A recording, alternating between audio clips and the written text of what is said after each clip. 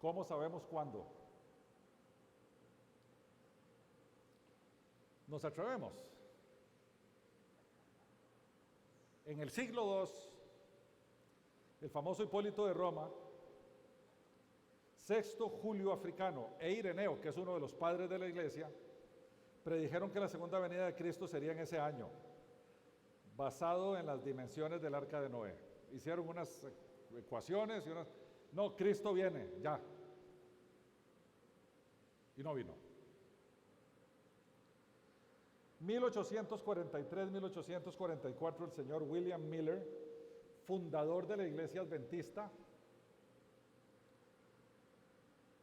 anunció que el fin del mundo era en el año 1843, basado en Daniel 8:14. Falló y entonces dijo, 1844 entonces, 22 de octubre, también falló. El año 1900, los testigos de Jehová, que les fascina este tema, dicho sea de paso, les encanta, aseguraron que la fecha del Armagedón, de la batalla final, era en el 14, después en el 25 y después en el 75. Después regresaron a 1971 y después a 1984 y finalmente dijeron que era en el año 2000. Y no pasó. Y en el año 2010, cosa que todos ustedes recuerdan, famoso calendario maya. Se termina toda esta cosa, hay que revisar todo eso. Sacaron de la tumba a Nostradamus y entonces lo metieron a interpretar el calendario maya con Nostradamus y ya viene el fin del mundo. Vienen los extraterrestres y nos van a invadir, también decían. Debo decirles que en el 2010, en virtud de esto, fue que decidí hacer los estudios de Apocalipsis, los publicados, porque gente de la iglesia andaba diciendo esto. Decía, ¿cómo en la iglesia dicen eso? Si está ahí el libro. Y la respuesta era, es que no se puede leer. Entonces mi intención fue hacer los estudios para que se pueda leer. Y entonces ya no vuelvan a batear de esta manera. Los judíos tienen una hipótesis. Para la venida de su Mesías, que es la segunda venida de Cristo nuestro, conquistador, rey, y lo basan en el calendario judío. Este calendario judío, que rige las festividades judías, ¿verdad? La Pascua y tabernáculos y todo esto, fue elaborado por Gilel II allá en el año 259 después de Cristo. Es un calendario semilunar, no es del todo lunar, tiene combinaciones solares y lunares. Está ahí abajo.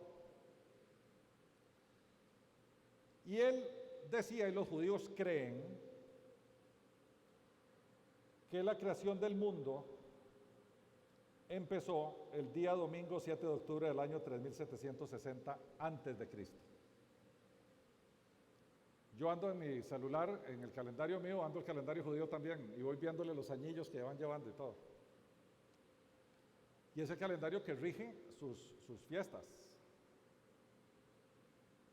Entonces, ellos dicen que va a venir, porque lo esperan, el famoso Mashiach ben David, el hijo de David, el Mesías hijo de David, para inaugurar esa era mesiánica que ellos quieren, donde el pueblo de Israel va a ser luz de las naciones, y hay montones de cosas en el Antiguo Testamento que hablan de eso. Dicen que ese Mesías va a reconstruir el templo, y que todas las naciones lo van a reconocer porque va a reinar sobre la tierra. Esto suena a milenio. Esto suena a milenio. Y se basan en la Shavuá, lo que les hablaba de las profecías de Daniel, de las 70 semanas de Daniel. Ellos hablan de los grupos de 7 que hay en la Biblia.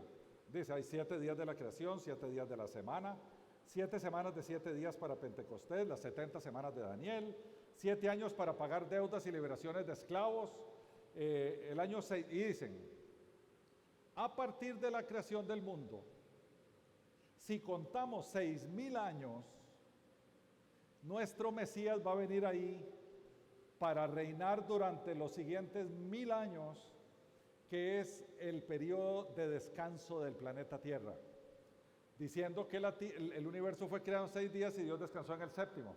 Entonces, usando el mismo modelo, ellos dicen, cuando el ser humano tenga 6,000 años de existir, va a venir el Mesías para el último milenio, los últimos 1000 años. Y uno dice, pero esto se me pega mucho el tema del milenio del Apocalipsis. Si eso es así, yo no estoy diciendo que sea así, por favor. Si eso es así, y hoy, bueno, ya no, porque esto era para el 14 de mayo, es el 13 del año IAR del año 5782, eso quiere decir que faltan 218 años para el 6000.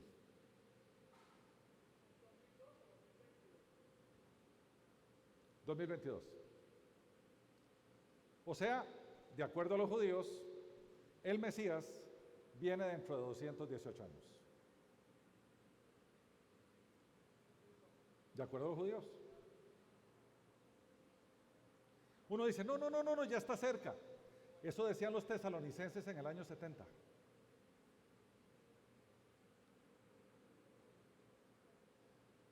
Y entonces ellos dicen que el Mesías reinaría sus 1000 años y completa la Shavuot. Vieran que a mí no me desagrada esta idea,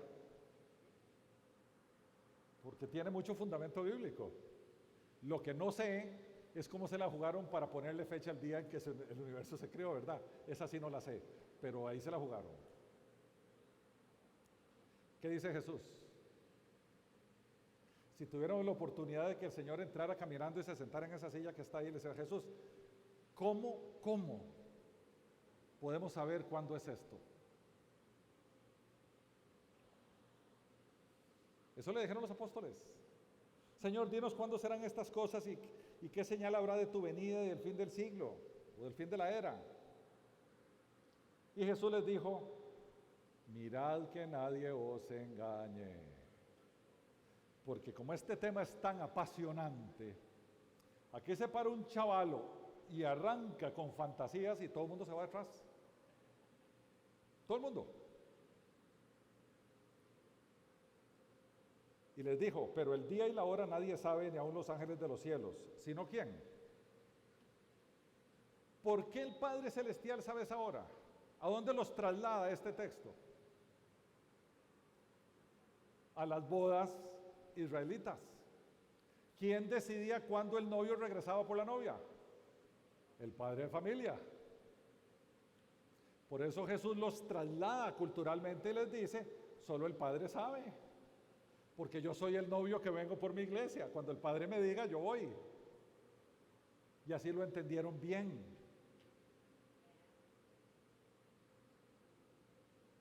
Y ahora arranca y les dice, les voy a dar unas pistas. Velad pues porque no sabéis a qué hora debe venir vuestro Señor.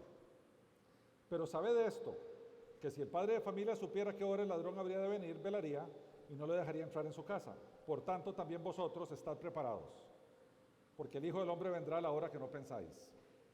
Me detengo. ¿Qué quiere decir estar preparados?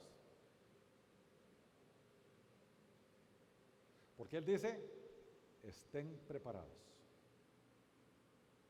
Alístense. Como decía Glauco ahora que me dijo allá, sumergidos en el Señor, siguiéndolo, siendo discípulos, obedeciéndole y sirviéndole. Y así nos preparamos para que venga cuando quiera. Ya no nos va a importar que venga mañana o dentro de un año o dentro de 200 años. Se volvió irrelevante el cuándo. Lo importante es cómo debemos vivir nuestra vida mientras eso pasa. Eso es lo importante.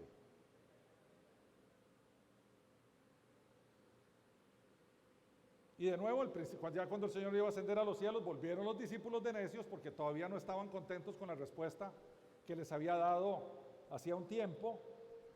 Señor, ¿cuándo restaurarás el reino? Y Él le dijo, no os toca a vosotros saber los tiempos o las ocasiones que el Padre puso en su sola potestad. Después de esto ustedes van a preguntar, bueno, ¿y cuándo es?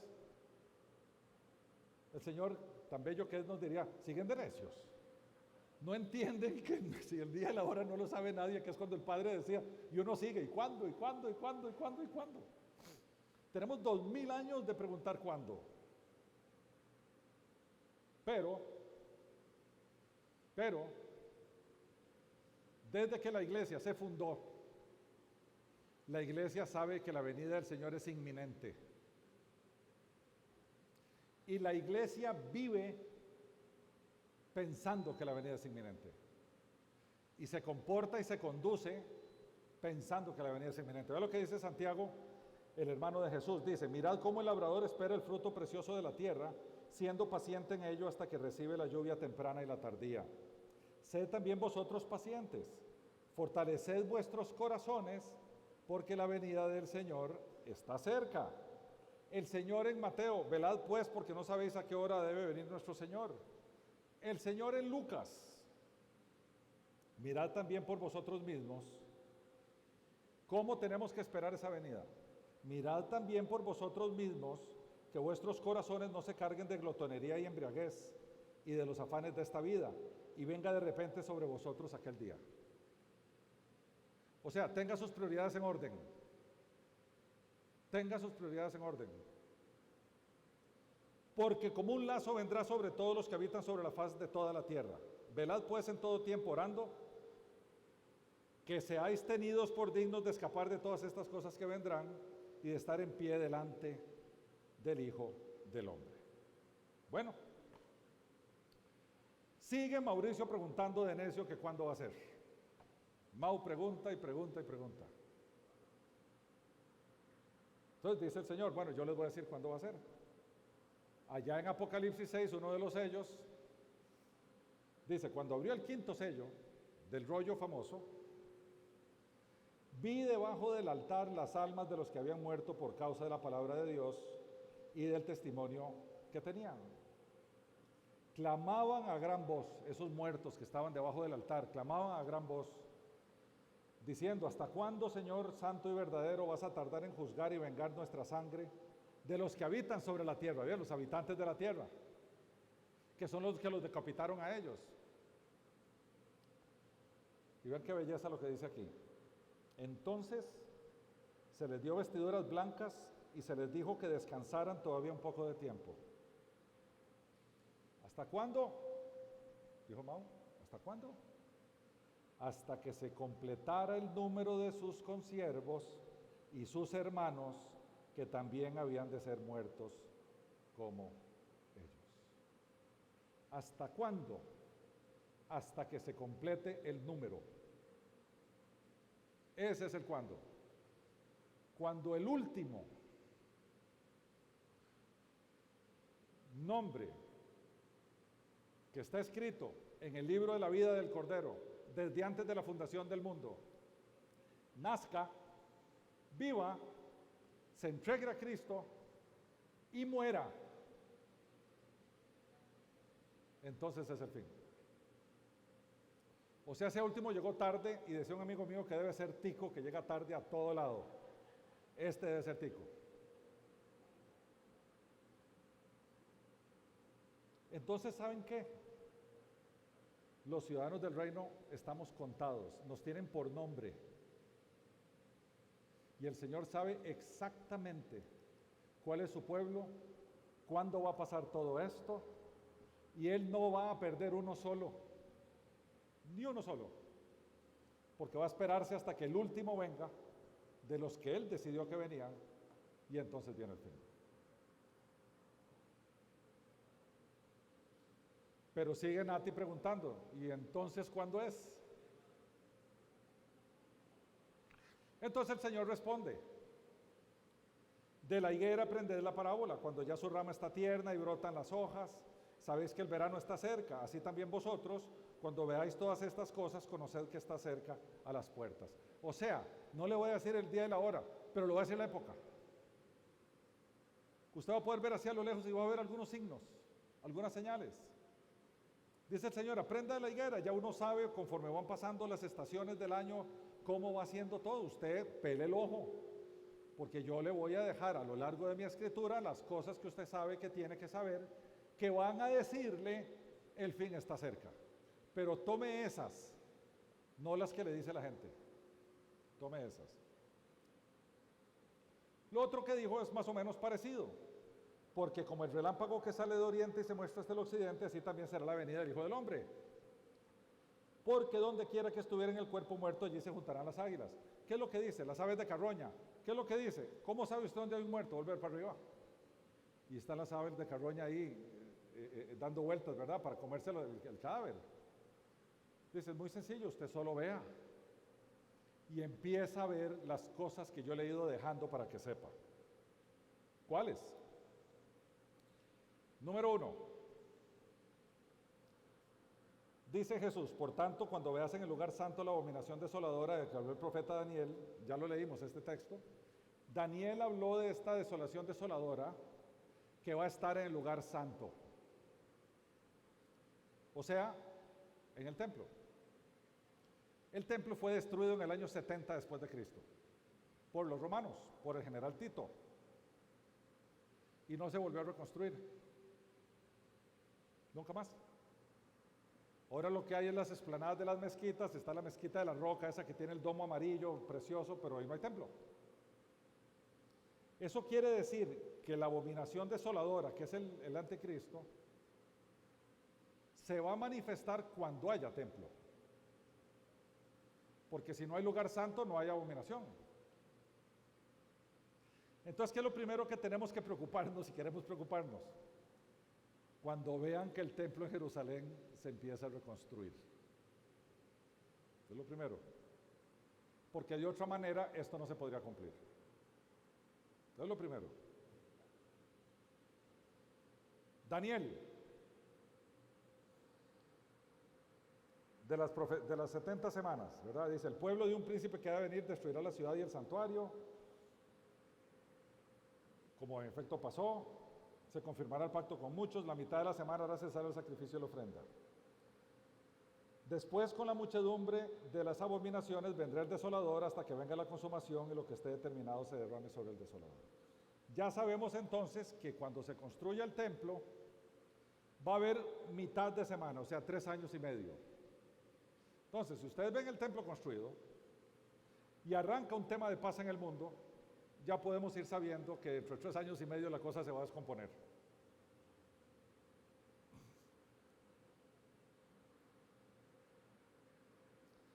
¿Qué es lo que va a pasar mientras tanto? ¿Cómo este ser va a tomar control? El Apocalipsis nos enseña que va a haber un sistema financiero único, porque dice el Apocalipsis que a los que no nos ponemos el sello de la bestia, no vamos a poder comprar, ni vamos a poder vender, ni vamos a poder... Entonces, el tema del comercio se nos va a restringir. Y la única forma que hay para que se restrinja es que haya un sistema financiero mundial, que dicho sea de paso, vamos camino a eso. Va a haber sacrilegios, y el falso profeta, la segunda bestia que surgió, va a generar una sola religión que adora a la bestia. Esa religión va a tener carácter ecuménico, o sea, va a coger pedazos de todas las religiones porque va a tener que embarcar un montón de gente de todas las religiones. Entonces va a tener carácter ecuménico y esta palabra que sincretista, eso es como ¿alguien conoce los bahá'ís? Como los bahá'ís, que cogen pedacitos interesantes de cada cosa. En el templo bahá'í hay 4 entradas en todo templo bahá'í hay 4 entradas viendo para cada punto cardinal, porque aquí puede entrar cualquiera de cualquier religión, dicen ellos. Y esa es la clave para unificar religiosamente el mundo también.